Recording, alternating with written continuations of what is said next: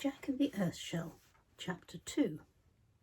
The sun was peeping through half-opened blinds, letting the light flood into the room. Jack had been woken by a noise coming from outside. He climbed out of bed. The floor was cold under his feet as he walked to the window. The garden, lit by the morning sun, looked beautiful. However, this morning, something was unusual about the scene below. At first, Jack didn't notice the soft blue light coming from behind the large shrub growing next to the path. He pulled on his shorts and t-shirt and ran down the stairs and out the back door into the garden. The warm, early sun and the soft breeze promised a lovely summer's day to come. Jack wandered along the garden path, noticing the sparrows hopping and chirping amongst the branches of the cherry tree. It was then that he heard the noise again, louder this time. A little shiver ran through him as he recognized the high-pitched sound from the day he was at the beach. On gazing at the garden and following the sweet music, Jack noticed the blue light, and there, partly hidden in the flower bed, was the Earthshell. "So here you are, at last," it said. "You've been keeping me waiting." It sounded rather cross, and Jack said he was sorry and explained that he didn't know when he would see the Earthshell again. Replied the shell. "So where shall we go today?" But before he could answer, the Earthshell began to roll across the grass towards the woods behind the garden. It appeared to drift above the ground and twisted as it moved, shining the blue light in small circles. Jack had to run to keep up. On reaching the trees, the Earthshell soared high up into the branches above and hovered impatiently, waiting for Jack to climb up. He soon ascended the tall tree, and the view from the topmost foothold was extraordinary. Where a few minutes before the sky had been deep blue and dotted with fluffy white clouds, there were now flashes and streams of colour, washing in shades of green, blue, purple and pink, like fast-flowing rivers rushing down a hillside. Some of the colours mixed to form new shades and hovered next to the branch where he stood. "Well, come on," said the Earthshell impatiently. It hung over a purple stream. Looking down, Jack realised just how far he was from the ground. Ordinarily, he would not have dreamed of stepping onto a river of colour floating in midair, but he knew that the last time he'd encountered the Earthshell, he'd been capable of flight. So, holding onto a branch, he placed one foot into the gushing shade of colour.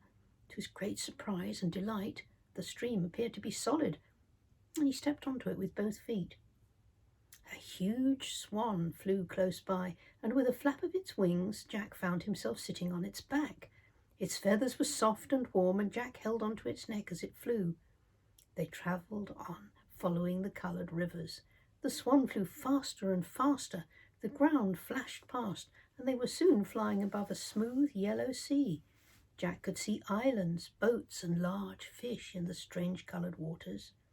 The swan slowed and began to descend. Jack could not see anywhere to land below and thought that they would end up in the sea.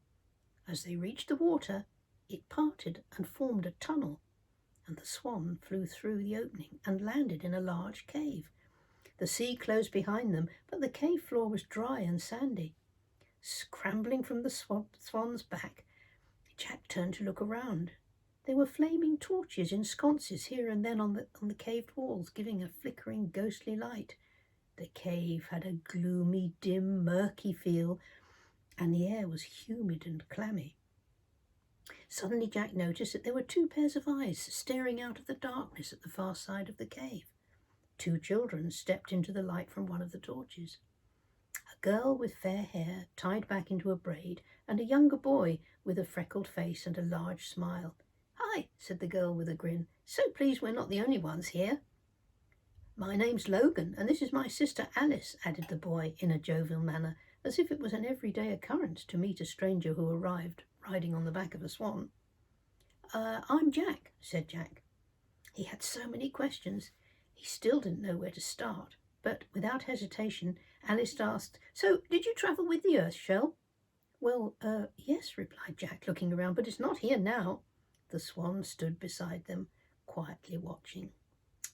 Remarked the girl. "It always disappears when you need it." Unhooking one of the torches from its sconce on the wall, Logan began to explore the cave. There was a narrow opening at the back wall, and the children entered. Before they'd ventured too far, the tunnel opened up and they found that the terrain was easy, so they ambled onwards, chatting. Small luminescent shells were embedded in the rock walls, and it appeared that they may have been placed there to mark the way. Soon there was light streaming into the tunnel from an exit in the distance. They approached cautiously. Sounds of music drifted, distant conversation and laughter drifted into the cave. At first the light was so bright that the children could see nothing.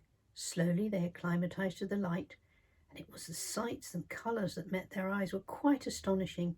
It was the colours they noticed first. Banners and flags of the brightest hue shone and fluttered and shook in the breeze. People and animals and strange creatures walked, gathered in groups, talking and eating. Suddenly an unusual animal appeared beside them. It stood almost the same height as Jack, but there the resemblance ended. Its body was completely covered in long golden fur, which gleamed and shimmered in the sunlight.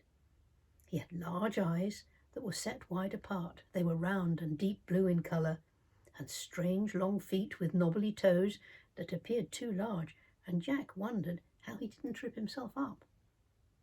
Large furry hands with a thumb and 3 long fingers with very long nails.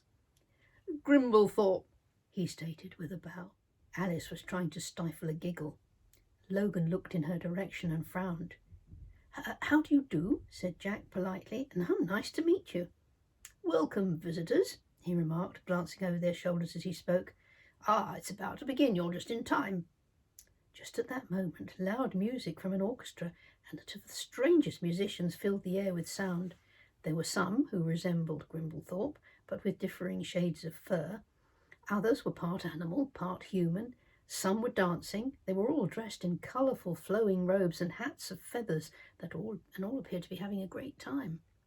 The children followed Grimblethorpe down a wide path lined with fragrant flowering trees. Brightly coloured birds flew overhead. There was an air of celebration. Grimblethorpe led the children towards a stall where delicious-looking ice creams were standing in rows on the counter. There was the most odd-looking creature behind the counter, and Jack tried not to stare. It appeared to have 3 legs, 3 arms, and a head which looked way too large for its body. Its fur was striped, not unlike a tiger's, except 2 rather fetching shades of purple. There were very sharp claws on its feet and hands. "Hi, Celine," said Grimblethorpe. Celine smiled, showing long pointed teeth. "Help yourself to some ice creams," she said, looking at the children with interest, her eyes darting from one face to the next. Jack felt a little uncomfortable, but the ice creams looked tempting. "Yes, please," he said, stepping forward. He reached out and took a chocolate cone, but as he lifted it from where it was floating in the air, little chocolate stars began to appear on the top. The ice cream was getting taller. He started to eat the wonderful chocolatey taste. It was the best ice cream he had ever eaten. Alice and Logan both followed him. Alice picked up a pink ice cream, which had little strawberries growing on the top, and Logan's was a strange grey colour. It produced chocolate potatoes. As he ate it, the 2 others stared at him. "Yuck," said Alice. "That looks horrid." "It's great," said Logan. Obviously the ice cream potatoes tasted good, as he soon finished it. When the ice creams were eaten, Grimblethorpe was nowhere to be seen, so the children wandered over to where there was a stall with a large flight of steps leading up to a seating area above a stage, where a large man was singing and playing a guitar. Dancers swayed and moved across the stage, some taking to the air and flying in time with the music. After a while, the sun grew lower in the sky and the light began to darken. Quite suddenly, everything changed. Deep clouds appeared in the sky, and a line of weird-looking birds flew overhead with large beaks and menacing talons outstretched. There were screams from the clouds, and all started to run to find cover. But there was nowhere to hide from the huge birds. The 3 children all had the same idea. The cave would hold everyone. "This way," they shouted. "Come with us." And they pointed towards the path to the cave and were followed by a stream of people, animals, and the dancers up the pathway to the entrance to the cave. But wait, where was the entrance? He was not there. Certainly he had been there when they came through. What now? The giant birds were closing in. Alice approached the rough stone cliff where the passageway had been and ran her hand along the wall of rocks. It looked as though it had shut off the way back. Logan looked worried that he'd led everyone there and now there was no escape. Jack shut his eyes and tried to see the earth shell in his mind. There, he could see it. He opened his eyes slowly and placed his hands on the rock wall. He could hear the earth shell's song loudly now. He pressed on the wall, and quite amazingly, the rocks moved apart to reveal the opening to the tunnel again. Everyone poured inside, and as the last person entered, the stones slid back behind them. It was dark and crowded inside, but at least everybody was safe from the evil birds. At that moment, the torches appeared on the walls and shone light on the gathering. "This way," called Jack, and the group walked along the passage to where the tunnel narrowed. There was now 2 openings into 2 separate caves, one to the left and the original passage the children had used to the right. The group appeared to know where they had to go, and all the individuals waved and called their thanks and wandered off down the tunnel to the left. Jack, Alice and Logan took the other tunnel, and soon they were again in the large sandy cave. There were 3 swans lying on the sand now, and their bright eyes shone in the light from the flaming torches on the wall. They stood and walked towards the children, and there was the earth shell again, hovering just above the sand, shining its blue light in circles on the wall. The rock was fractured where the wispy blue beam hit the wall, and the opening appeared again. The 3 children climbed on the swans' backs. The deep, briny waters parted to leave an opening through which the swans flew at speed. The 3 children were now flying over the yellow sea again. "We have to get home," said Logan, looking sadly at Jack. "I hope we meet again," added Alice, smiling. "Me too," whispered Jack. The 2 swans carrying Alice and Logan turned and flew off towards the setting sun. Jack's swan carried him back to the tall tree at the end of the garden. And Jack descended from the tree. The earth shell was resting on the grass. The blue light was still shining, and the soft song emanated from inside as if it was singing to itself. "Thank you for a great adventure," said Jack softly as he turned to walk back to the house.